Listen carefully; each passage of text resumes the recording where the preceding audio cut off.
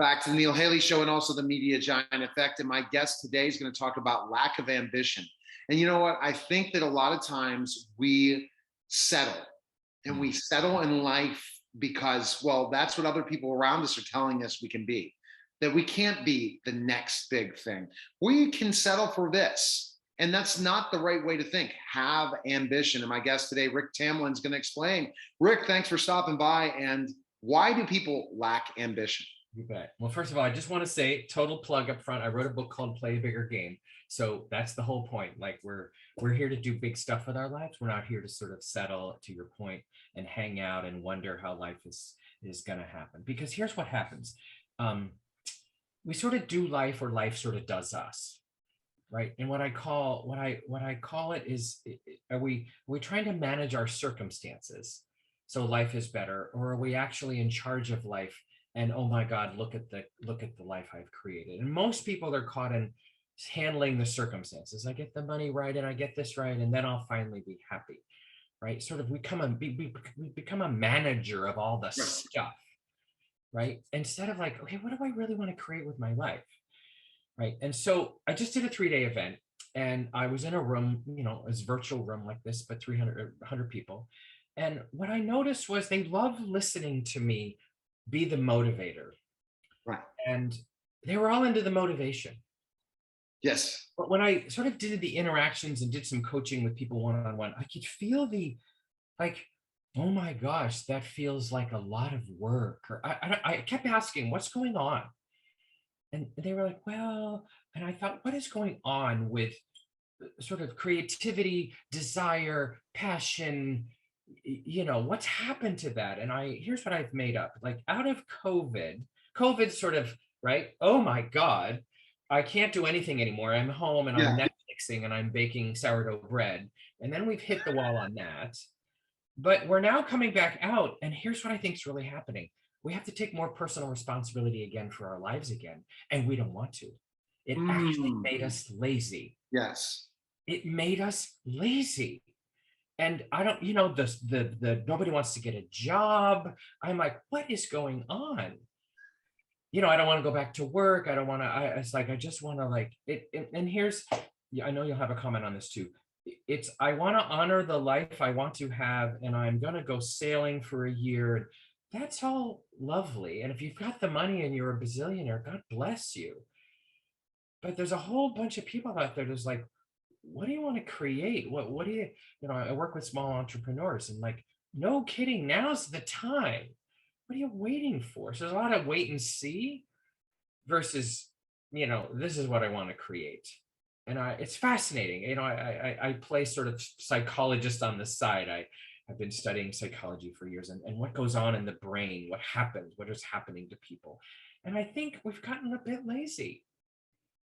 Hey, we've gotten a bit lazy. And the reason we've gotten a bit lazy is because of the pandemic, because of circumstance, we've then started to blame other things as well. Yeah. Oh, the reason why I can't scale my business is cash flow.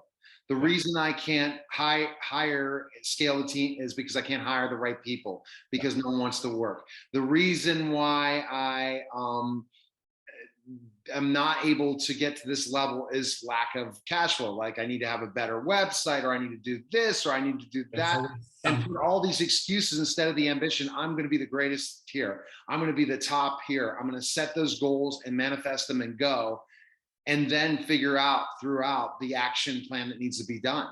And not allow the excuses to stop us. Yeah, and because the fascinating thing is we love to be creative, and we love the word, we love these words, iteration, creation, right? And what this is forcing us to do is figure that out. So we're actually having to be creative. We're having to figure out new ways to do things. I mean, we're on a Zoom call, right? I did my event on a Zoom call. It used to be live in a hotel room. We iterated like this, right? And increased our business threefold because all of a sudden we were virtual. So the ability, the desire in people forces creativity. And isn't that what we want? And we admire it in other people, right? We watch we could go down the list, the Steve Jobs, and look what they created, instead of like, I can be one of those people. Yeah, I can be the next person.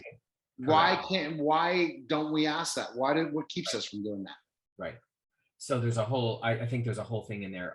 It's risk. I mean, the whole risk conversation, right? What if it all falls apart? What if I lose everything? Because I think most of us have a really sucky relationship with risk and with failure because we think it's going to be over, right? I work with a lot of organizations and I help them actually have really healthy relationships with failure because most don't, and most humans don't. My relationship with failure designs my success. Makes complete sense. Oh my gosh, there's so much powerful stuff, Rick, that you're talking about today, and it's like we need to do that. So we need to have ambition. We Yeah. need to set goals that are much higher than other people around us or family members or different people believe we can achieve. Yeah. Because if we're not doing that, we're never going to get close to that, right? And I'm going to get maybe a little woo for a second, but we're here on the planet to create. We create families, we create businesses, we create recipes. That's why we're here on the planet. I don't think, we're here to take, and we're here to be creative creatures. And when we're creating, by the way, here's a cool concept. The sort of anxiety people are experiencing. Do you know that you cannot experience anxiety at the same time that you're experiencing creativity? When you're making a really good meal, anxiety doesn't exist. You cannot be in that anxiety state and that creative state at the same time. So I'm always pushing my clients, like, let's talk about what are you creating? Let's talk about what are we working on? Let's talk about the next podcast you need to be on, right? Whatever it is. I mean, you're a masterful, you're moving fast. You created this podcast. It's got all these followers. God bless you. Thank you. You're welcome. And, you're moving fast and you're putting an energy. Now I'm already setting goals for higher, bigger things. Of course you are, because I don't know where ambition comes from, but you've decided to be an ambitious human. And that's a decision. I decide I want to be an ambitious human instead of, what's the other choice? The other choice is the couch. I mean, we all know, right? But ambition is a choice. And of course, action follows. All right. And so where can people connect with you and stuff, Rick? RickTamlyn.com, my RickTamlyn.com. Pretty simple. I'm all over social. Your book's available anywhere, right? Yeah, so book trend or Amazon. It's a Hay House book. I want to leave you with. Congrats! It's a Hay House book. Yeah. I'm a Hay House guy. Yeah, this is a Hay House book. It's fun to be in that family and that organization, and right, they're big players. Oh yeah, I mean that's the next big Louise thing. Hay, I met Louise Hay back when. And really? Okay. Yeah, he was a delight. And well, I appreciate the compliments, especially with success. I'm definitely familiar with Hay House. I used to work with their PR to have some of the new authors on my show. It was years ago, but oh my gosh. Congrats on this, and that's great because you have an audience already built in with Hay, and then you know how to expand it from there. That's fantastic. Yeah. One final thing I want to leave you with, my final philosophy. It's on my coffee cup. Just remember, it's all made up. Like seriously, it's all made up. All of it. Our philosophy, our businesses, right? It is always all made up. And when you realize that, when you think of life like that, life is an oyster. You can. All right, Rick, you're awesome. Appreciate you coming by. Thanks, Neil. Thanks you're listening and watching the Neil Haley. You too. You're listening and watching the Neil Haley Show, and we'll be back in just a moment.